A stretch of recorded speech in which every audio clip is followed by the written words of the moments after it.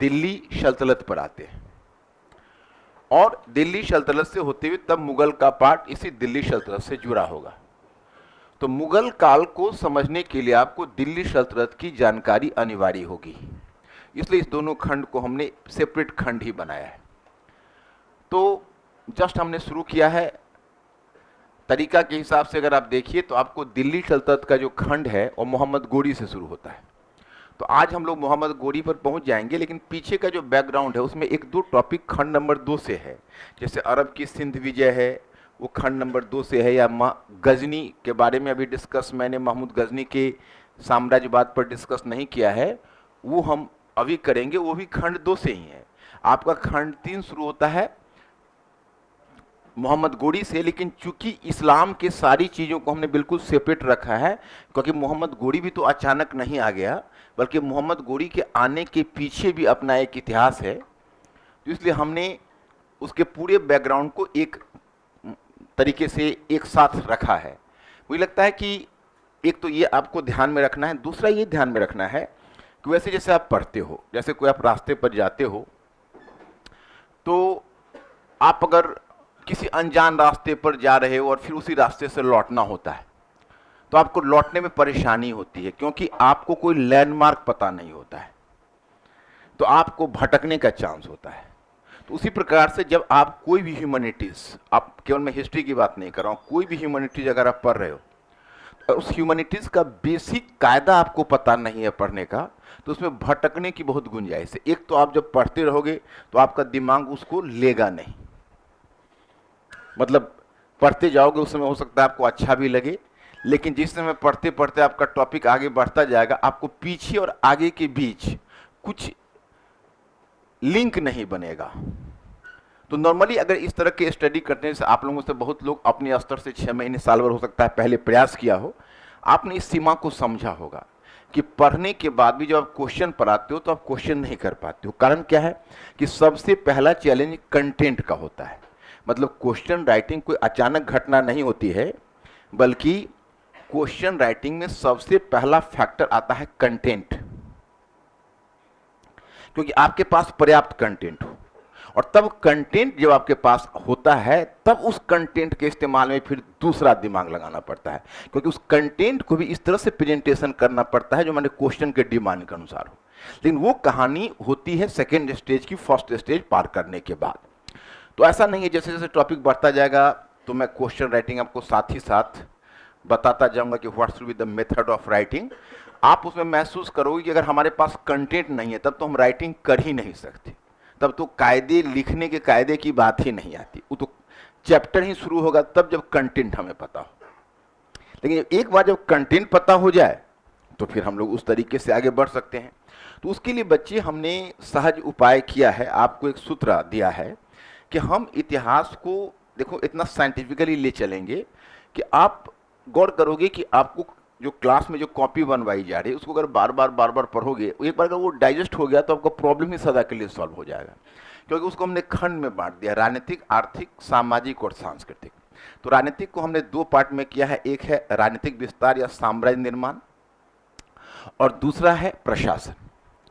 फिर हम अर्थव्यवस्था वाले में भी आप देखोगे अर्थव्यवस्था में क्या होगा, अरे एग्रेरियन इकोनॉमी होगा, क्राफ्ट एंड इंडस्ट्री होगा, ट्रेड एंड कॉमर्स होगा, मॉनेटरी सिस्टम होगा, अर्बन स्टेज का प्रमोशन होगा या डिक्लाइन होगा, यही हो सकता है पूरे इकोनॉमी वाले सेगमेंट में। उसको भी हम एक अलग सेगमेंट में बांट दिया इकोनॉमी को। फिर हम सोसाइटी पर आते हैं। तो सोसाइटी में तो ऐसा नहीं है कि तुर्कों के आगमन से पहले ही हिंदुस्तान में आप समाज या कोई समाज नहीं था। एक समाज था जिसको कि हिंदू समाज उन्होंने नाम दिया। हमारे यहाँ पहले हिंदू शब्द नहीं चलता था। ठीक है, विभिन्न एक जाति व्यवस्था कायम थी, अलग अलग धार्मिक समूह थे। इस यहूदीवाद और इस्लाम या क्रिश्चियनिटी से अलग हमारा धर्म था, क्योंकि उन सब के धर्म मजहबी थे, जिसमें एक खास चर्च सिस्टम था, एक खास प्रिस्ट क्लास था और एक खास प्रकार की अवधारणा थी। हमारे यहाँ मुंडे मुंडे मतर भिन्ना इतने धर्म थे, ब्राह्मण पंथ थे, विरोधी पंथ थे, सैकड़ों हजारों पंथ थे, मतलब इतना तक की स्थिति यह थी कहीं संन्यास मार्ग पर किसी का बल था, किसी का गृहस्थ जीवन पर बल था, कोई आत्मा निराकार ब्रह्म को पूजता था, कोई आकार ब्रह्म को पूजता था, मंदिर मूर्ति पूजा के माध्यम से आगे बढ़ता था, कोई ईश्वरवादी था, कोई अनिश्वरवादी था, कोई तंत्रवादी था, कोई अहिंसा किसी के धर्म की विशेषता थी, तो कोई बलि प्रथा को धर्म का एक इसेंशियल पार्ट बना लिया था। तो हमारे यहाँ इतने सारे धार्मिक पंथ थे जिसको किसी एक नाम देना उचित नहीं था। लेकिन बच्चे, कौन ऐसी स्थिति आएगी, पहले हिंदू हिंदू हिंदू शब्द का प्रयोग करना शुरू करेंगे, वो तुर्क लोग करेंगे। भारतीय हिंदुस्तानी लोग पहले, इससे पहले अपने आप को हिंदू नहीं मानेंगे, तो सॉरी, सबसे पहले अरब लोग करेंगे हिंदू शब्द, और हिंदू अरब शब्द के बाद वही तुर्क मुगल भी उसी शब्द का प्रयोग करते आगे चले जाएंगे।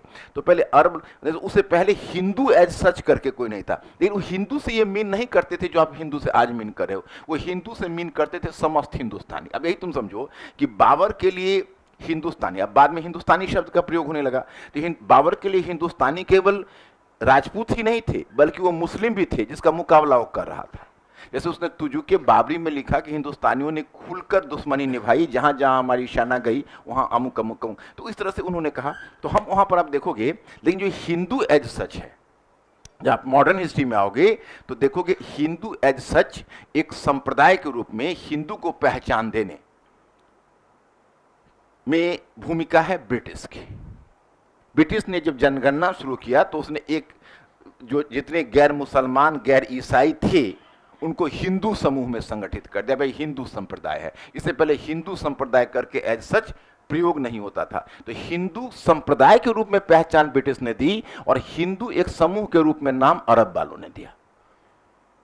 लेकिन ईसाई धर्म, यहूदी धर्म या बाकी धर्म के विपरीत यहां पर कोई न निश्चित पृष्ठ क्लास था, न कोई एक पुजारी, मतलब एक खास ईश्वर थे, न एक खास प्रकार का धार्मिक विधि था। जैसे इस्लाम में आप देखोगे कि सारे मुसलमान एक ही विधि का प्रयोग करेंगे, एक ही अवधारणा। हाँ, उसमें भी विभाजन है, शिया सुन्नी का विभाजन, अहमदिया सूफी का विभाजन है। वो विभाजन का आधार दूसरा है, मौलिक बातों में, फंडामेंटल बातों में फिर भी एकता है। उसमें आप देखो कोई मूर्ति पूजक नहीं है, चाहे वो शिया हो या सुन्नी हो या सूफी हो। लेकिन हिंदू धर्म में तुम देखो कोई मूर्ति पूजा करता है, कोई कहता है कि मन चंगा तो कठौती में गंगा। तो ये चीज यहां पर ये विविधता थी, जो विविधता वहां नहीं है, लेकिन फिर भी नाम हिंदू दिया गया। वो आगे हम लोग देखेंगे कि नाम हिंदू देना अब उचित कहां तक है, क्योंकि आज भी इस हिंदू शब्द में विवाद उठ रहा है। क्योंकि बहुत सारे जो दलित वर्ग के लोग हैं और जनजातीय लोग कहते हैं कि भैया तुमने तो हमको, एक तरफ हम हिंदू हैं तो तुम हमारा स्पर्श से क्यों वर्जित करता है हमको। आप धर्म के माध्यम से बांधे हुए हो कि भाई तो हमारा हिंदू भाई हो, तो हिंदू भाई हो तो ठीक है, आप हमारे हाथ का पानी पीजिए, साथ खाइए, तब तो हिंदू। किस बात के हिंदू, समझ रहे हो कि नहीं। तो बहुत लफड़ा है बच्चे हिंदू में। आगे जब जैसे जैसे तुम मॉडर्न हिस्ट्री में जाओगे तो हम आपको बताएंगे कैसे, कितना लफड़ा है ये हिंदू शब्द में। हिंदू कह देना आसान है, परंतु हिंदू प्रूव होना बहुत मुश्किल है। ये तुमको समय, और यह तुम्हें केवल हिस्ट्री में काम नहीं देगा, कल्चर में है, इंडियन सोसाइटी तुम पढ़ोगे वहां का, तुमको हिस्ट्री के माध्यम से जीएस के बाकी चीजों में दृष्टि खुलेगी। तुमको जीएस के दूसरे पार्ट में तो बैकग्राउंड हिस्ट्री से ही मिलेगा, अगर हिस्ट्री को तुम ढंग से अगर पढ़ोगे तो। समझ रहे हो कि नहीं। चाहे वो तुम्हारे भारतीय संविधान का हो या इंडियन इकोनॉमी का या भारत की विदेश नीति का, तो वो आपको नेचुरली, अगर हिस्ट्री में आपका एक विजन जो इंटीग्रेटेड अप्रोच में दे रहा हूं, अगर वो आपने डेवलप कर लिया तो जीएस में आपको बहुत काम आने वाला है। फिर ये अपार्ट फ्रॉम हिस्ट्री, हिस्ट्री में तो आप क्वेश्चन सॉल्व करोगे ही, प्लस जीएस में आपको बहुत काम आने वाला है। तो ही मैंने बताया आपको कि तब तुम सांस्कृतिक पर चले जाओगे, संस्कृति में तुम्हारा धर्म आएगा, फिर शिक्षा और साहित्य आएगा। अब जैसे समाज पर आए तो समाज में आपने देखा कि क्षैतिज विभाजन हुआ हिंदू मुसलमानों के बीच। फिर जब संस्कृति पर आओगे तो उसमें धर्म आएगा। तो धर्म में यहाँ पर तुम देखोगे तथाकथित भारत में जो प्रचलित धर्म है उसको आप कितनी भी कैटेगरी में बांट लो, ये तो पता ही करना मुश्किल। मतलब गैर मुस्लिम यानी गैर इस्लामी धर्म कह लो हिंदू धर्म के बजाय, क्योंकि हिंदू धर्म एज सच कोई धर्म नहीं है, वह एक महासागर है, वो एक संस्कृति है, उसमें बहुत सारी धाराएं मिलती है। जिस समय तुर्क लोग भारत में आए उसमें तंत्रवाद भी था, भक्ति भी थी, मूर्ति पूजा भी थी, मंदिर भी थी, ईश्वरवादी भी थे, अनिश्वरवादी भी थे। लेकिन जब वहां से जब वो आए और उसने इस्लामी बंधुता की बात कही, उस समय उनका एक करंट पहले ही पश्चिम एशिया में डेवलप हो गया था, जो करंट था सूफीज्म का, जो मैं धर्म में आपको बताऊंगा। और वह करंट जब भारत में आया तो दोनों के बीच, यहाँ का जो प्रचलित धर्म है उसके बीच इंटरेक्शन हुआ, और भक्ति और सूफी, भक्ति में भी सगुण भक्ति, जो तुलसीदास की भक्ति अगर मैं पूछूं और कबीरदास की भक्ति को पूछूं, तुम लोग थियोरेटिकली सारे बच्चे जानते होगे भक्ति धर्म, लेकिन अगर मैं पूछूं कि भाई थोड़ा हमको भक्ति धर्म डिफाइन करके बता दो क्या है भक्ति और कैसे इसका डेवलप हुआ, तो तुम लोग एक भयंकर उलझन में देखे जाओगे। लेकिन जब उसको साइंटिफिकली देखोगे तो खुद ब खुद वो सुलझ जाएगा कि भक्ति में जो तुलसी की भक्ति है और कबीर और नानक, दोनों में भी अंतर है। कबीर और नानक की भक्ति मंदिर और मूर्ति पूजा को नहीं मानकर चलते, वो निराकार ईश्वर की उपासना होगी। और जब तुलसी और सूरदास में आओगे तो साकार ईश्वर की उपासना होगी। लेकिन जो भक्ति की पहली धारा आएगी वो निराकार ईश्वर के रूप में आएगी, और निराकार ईश्वर कहीं ना कहीं इस्लाम के समकक्ष हो जाएगा, क्योंकि इस्लाम में भी वो निराकार ईश्वर की बात करते थे, इधर निर्गुण भक्ति वाले भी निराकार ईश्वर की बात करते। सूफी भी, इस्लाम में एक उदार धारा है, वो भी निराकार ईश्वर की बात करते, ये भी करते। अंतर क्या है? जो रूढ़िवादी मुसलमान होंगे वो अल्लाह को कहेंगे कि हमारे स्वामी है, और अपने आप को कहेंगे हम सेवक हैं। वो हमारे मतलब स्वामी है और हम उनके दास हैं, बंदे हैं, अल्लाह एवं उनके बंदे। और यहाँ जो भारतीय परंपरा है उसमें निर्गुण भक्ति है, वो निर्गुण भक्ति कहीं ना कहीं इस चीज को ले जाएगा कि जो ईश्वर हैं उनको पति का प्रतीक देगा और आत्मा को प्रियतमा का प्रतीक देगा, मतलब मानवीय संबंधों में ईश्वर और आत्मा को बांधेगा। जैसे वो प्रियतम है और मेरी आत्मा प्रियतमा है, और उनकी पूरी की पूरी जो रचनाएं होगी कबीर नानक की, तुम देखते उसी से संगीत फूटेगा, वही प्रणय संबंधों को दोनों में दिखाएगा। और यही रास्ता सूफी भी अख्तियार कर देंगे, वो ईश्वर को प्रियतमा का रूपक देंगे और आत्मा को प्रियतम का रूपक देंगे। मलिक मोहम्मद जायसी का पद्मावत जो है उस पर मूवी भी बनी है, देखा है? कितने लोगों ने देखा है? मूवी वगैरह भी नहीं देखते हो तो क्या करते हो? तो कम से कम कुछ मूवी, इसेंशियल मूवी देखा करो, जिससे इतिहास की कुछ चीजें, हालांकि वो बहुत सारी चीजें डिस्टॉर्शन मूवी में होती है, फिर भी कम से कम एक जिज्ञासा, एक दिलचस्पी तो हो ही जाती है।